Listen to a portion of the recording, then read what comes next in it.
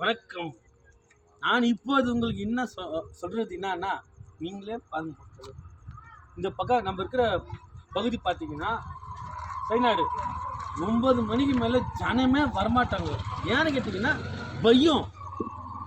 ஏன்னா பயம் ஏன்னா போதுமான வெளிச்சம் இல்லை, நம்மளுக்கு போதுமான வசதி இல்லை. இந்த ரோடு பாருங்கள், நீங்களே பாருங்கள் மக்களே, பாருங்கள் ரோடு காலியாகுது. ஏன் காலியாகுது? போதுமான டிரான்ஸ்போர்ட் ஃபெசிலிட்டி இல்லை நம்மளுக்கு.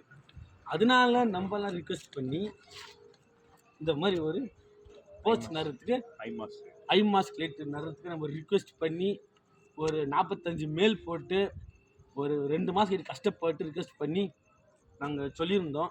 அதே மாதிரி வந்தாங்க. பட் அவங்களும் நம்ம போய் சொல்லக்கூடாது, ஜிம்மில் ரொம்ப கஷ்டப்பட்டு எல்லாம் செட்டிங்கெல்லாம் பண்ணாங்க.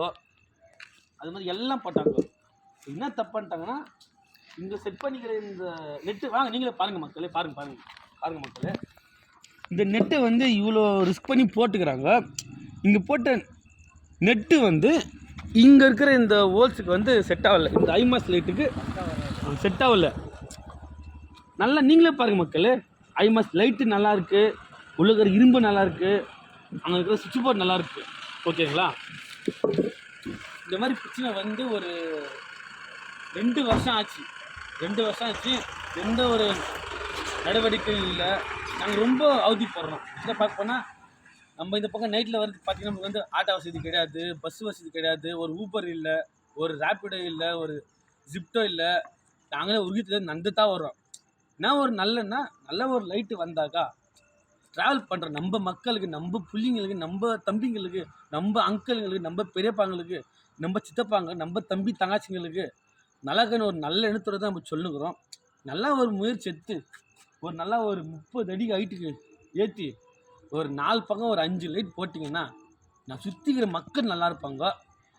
இந்த நல்ல எண்ணத்தை தான் நான் வந்து உங்களுக்கு சொல்லன்னு நான் இவ்வளோ கஷ்டப்பட்டு பேசினுக்கிறேன். இந்த நைட்டு 1 மணி டைமில் நீங்கள் தான் கொஞ்சம் உதவி பண்ணணும். நீங்களே பாருங்கள், ரோடு பாருங்கள் மக்கள், காலியாகுது. அந்த பக்கம் காருங்க பாருங்கள், காலியாகுது. இந்த மக்கள் இந்த ரோட்டில் யாரும் வரமாட்டேங்கிறாங்க.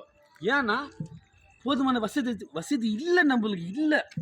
அதனால் இதை சேர்ந்து கொஞ்சம் யாருன்னா ஒரு பெரியவங்கெல்லாம் பார்த்து கொஞ்சம் முன்னெச்சரிக்கையாக வந்து இந்த பத்துங்கிற இந்த லைட்டை கொஞ்சம் நிற்க வச்சுட்டு போனீங்கன்னா உங்களுக்கு கொஞ்சம் நல்லா இருக்கும்னு நினைக்கிறேன்.